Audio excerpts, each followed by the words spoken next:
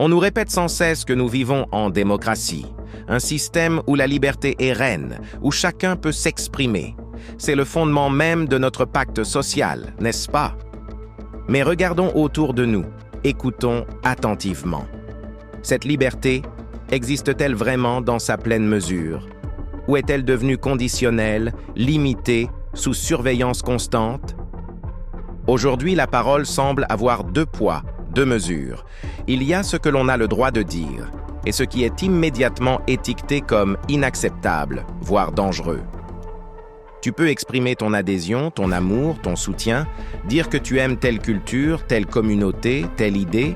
Cela est encouragé, célébré même, c'est la parole positive, celle qui ne dérange pas. Mais essaie d'exprimer une réserve, une critique, un simple « je n'aime pas ». Pas de la haine, juste un désaccord, une préférence différente, un ressenti négatif. Immédiatement, le ton change. Dire « j'aime les traditions de mon pays » est acceptable. Dire « je n'aime pas les changements qui menacent ces traditions » devient suspect. C'est cette asymétrie qui est révélatrice. Le simple fait de ne pas aimer quelque chose est désormais confondu avec la haine. Une opinion négative est assimilée à une intention malveillante. C'est un glissement sémantique pernicieux. La haine. C'est un appel à la violence, à l'exclusion, à la destruction de l'autre. C'est vouloir nuire. J'aime pas. C'est juste une expression de son propre rapport au monde, une limite personnelle. C'est le droit fondamental d'avoir des préférences, des rejets, des sensibilités différentes. C'est le point de départ de toute discussion, de tout ajustement social. Mais on nous retire ce droit.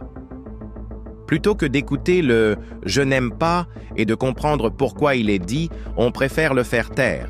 On brandit l'accusation de haine comme un bouclier pour éviter le débat. On censure au nom de la protection. On invente des termes, des phobies, pour disqualifier toute critique. Peur de l'étranger, xénophobie, critique d'une religion, islamophobie ou antisémitisme selon le cas, désaccord avec une idéologie, fascisme ou wokisme. Ces étiquettes sont jetées à la figure de celui qui parle, non pas pour analyser ses propos, mais pour le réduire au silence, pour le marginaliser, le rendre infréquentable. Mais un peuple qu'on empêche de s'exprimer ne devient pas silencieux pour toujours. La parole rentrée ne disparaît pas, elle se transforme. Elle se mue en frustration, en ressentiment, en colère sourde. Cette colère, privée de l'exutoire des mots, cherche d'autres voies. Des voies moins constructives, moins pacifiques. L'histoire nous a montré ce qui arrive quand les soupapes de la parole sont bouchées. À force de filtrer, de censurer, de diaboliser le désaccord, on crée un vide.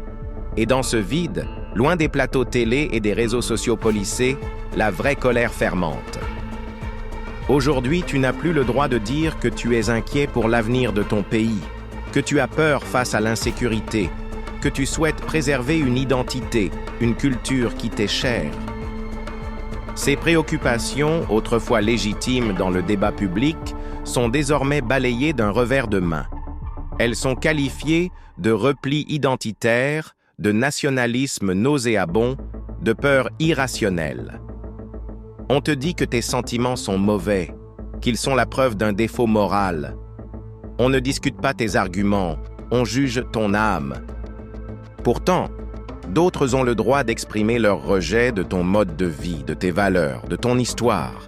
Ils peuvent t'accuser, insulter, exiger des changements radicaux, et cela, c'est la liberté d'expression. C'est une liberté à sens unique. Une liberté qui protège certains discours et en étouffe d'autres. Ce n'est plus une liberté universelle, c'est un privilège accordé à ceux qui pensent correctement. Une liberté d'expression qui ne permet de dire que ce qui plaît au pouvoir, qu'il soit politique, médiatique ou social, n'est pas une liberté. C'est un instrument de contrôle. Alors oui, je parle. Je dis ce que je pense, ce que je ressens, ce que je vois, même si c'est inconfortable, même si ça dérange, surtout si ça dérange. Parce que le rôle de la parole libre n'est pas de caresser dans le sens du poil. Il est de questionner, de provoquer la réflexion, de mettre le doigt là où ça fait mal. C'est le pouls d'une démocratie vivante. Refuser de parler, c'est accepter de disparaître. C'est laisser d'autres décider de ce qui est vrai, de ce qui est bien, de ce qui est permis. C'est renoncer à être un citoyen. Le droit de ne plus rien dire n'est pas un droit. C'est une condamnation.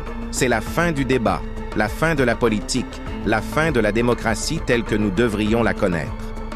Le combat pour la liberté commence par le combat pour le droit de tout dire.